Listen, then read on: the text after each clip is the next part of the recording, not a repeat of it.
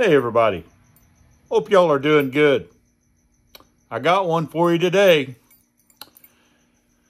I broke my cardinal rule this weekend up fishing the Kansas Bass Nation qualifier. Top 6 qualified for the 2025 Bass Nation National Championship. And I broke my cardinal rule and it cost me this weekend. And I ain't gonna say this is the fish that cost me the tournament, but it got me off on the wrong foot. And about 2 years ago, I made a video on my aspiring angler page on Facebook, and you can go back and look through all the videos and find it if you'd like. I was down in Washita River and I made a video about this. And go check it out. It's a good video, but I'm gonna reshare the story. So years ago, I was good friends with a guy by the name of Gene Vandiver. Now, Gene Vandiver was the originator of the War Eagle spinnerbait prior to Keith Bashir's. And me and Gene had got to know each other, and I was fishing draw tournaments back in the, this is late 80s, early 90s, and I got to draw out with old Gene. And that day, Gene brought me a War Eagle spinnerbait. Maybe the first War Eagle spinnerbait I ever owned in my life. He'd always bring whoever he fished with a spinnerbait to throw. And he brought me a white and chartreuse tandem willow leaf War Eagle spinnerbait. Now, I ended up catching him on that bait really good that day. And actually ended up beating him on his own spinnerbait, actually. And it was a really swell day. And we got to know each other very well. And through the years, we got to know each other a lot better. Gene was an amazing fisherman and an amazing lure designer. Just a great person all the way around. But Gene gave me some advice that day when the day was over and I'd been throwing that spinnerbait all day long. He said, now, I'm going to tell you something. He said, that wire on that spinnerbait is going to break. I'm just telling you right now. He said, a good spinnerbait, the wire's going to break. Just the way it is. It's going to break. He said, so you need to go buy you a new one and throw it in the next tournament, and you throw that one when you're pre-fishing. He said, because I don't want you calling me up, belly aching, that the wire broke and it cost you the tournament.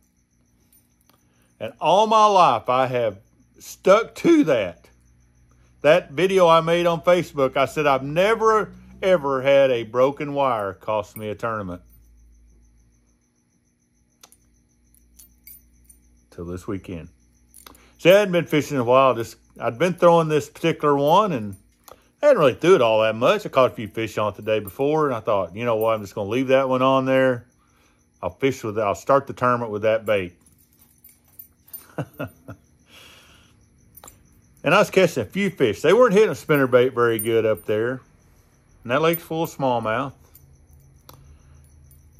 And the first bite, probably my 20th cast, I hook into a really nice smallmouth. I could get a few bites on spinnerbait first thing in the morning. Really nice smallmouth about the 20th cast, first day of the tournament on Saturday. Really nice smallmouth, gets a hold of that thing. Right out there away from the boat. I had all this room to fight him. Now I'm bringing him around. I've got him, and he makes a hard turn and jumps and comes off. I was like, what in the world? This is what I got back.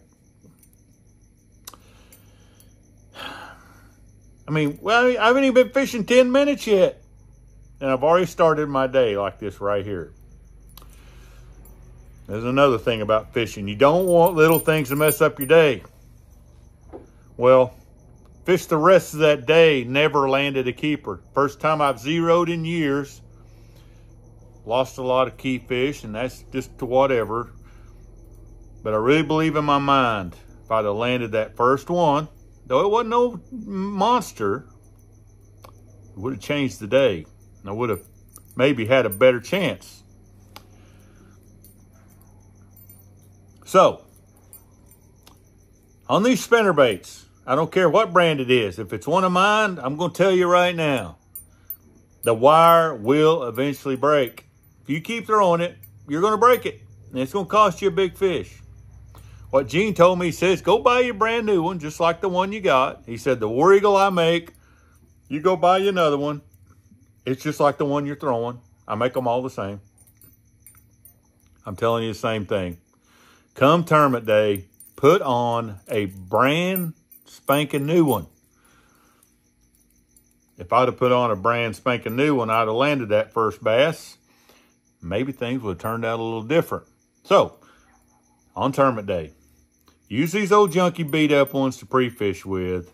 But on tournament day, put on a brand new one, just like the one you're throwing. They're the same. They're going to work the same for you. Don't let that mental game start making you think that you got to have that one. Yeah, sure, you got to have that one. Get one just like it and put it on there. I've never had a problem with it. Putting on a brand new one, just like the one I was throwing, and start the day with that. It always has worked for me my entire life. Till this weekend. And I just broke my own rule.